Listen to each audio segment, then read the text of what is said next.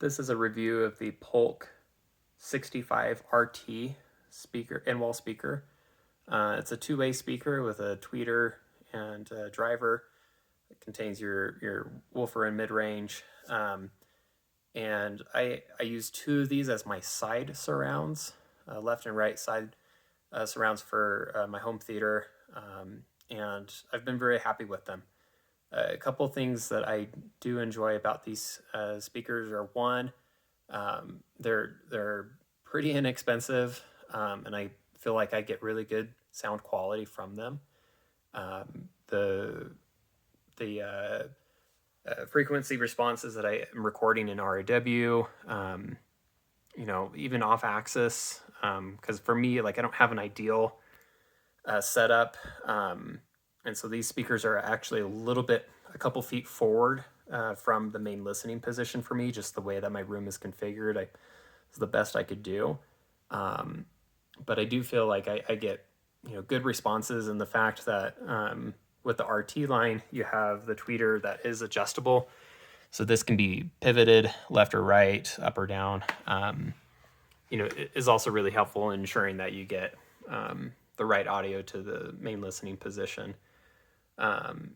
And yeah, it's got pretty decent bass response. I have a pretty large SVS PC 2000 Pro subwoofer, so I don't really need to worry too much about bass from these. But when I have done adjustments first through Onkyo's Accu EQ, which I didn't really find helpful, and through Dirac, which I find to be a lot better.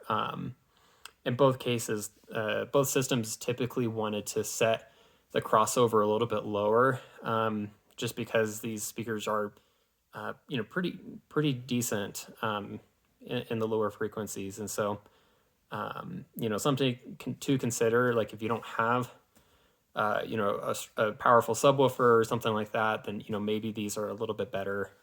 Though I will tell you right now, it's not going to give you as good of a experience as just a solid subwoofer could. But they're decent.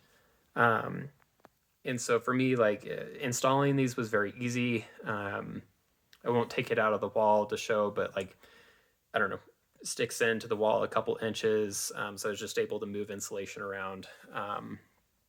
And let's see here if there's anything else. Yeah, I think that's about it. I can put it's got the magnetic speaker grill, which I do appreciate. Just snaps right on like that. Yeah, it's a good sleek look. I have little kids, so for me, having the grill on is helpful, just so our toys don't hit the speaker and damage it. But I think for the price, these are really excellent.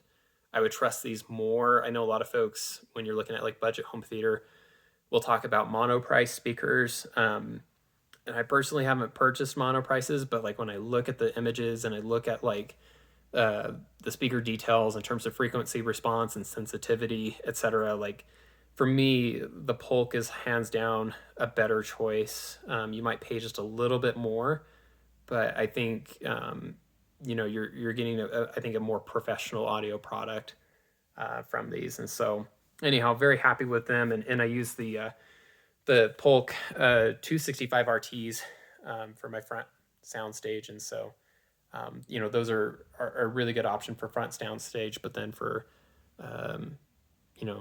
surround speakers, I find these to be really helpful. And then up in the ceiling here, I use the 70 RTs from Polk as well. So everything's timbre matched, which is nice.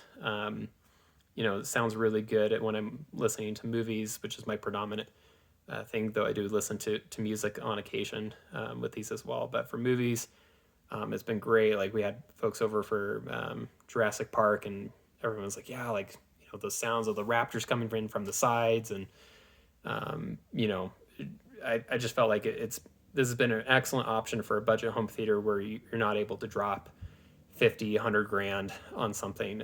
These are very reasonable. And for someone who's not like a professional audiophile, just someone who, wants, good sound for a good price, I think that these are definitely a good option that you should consider.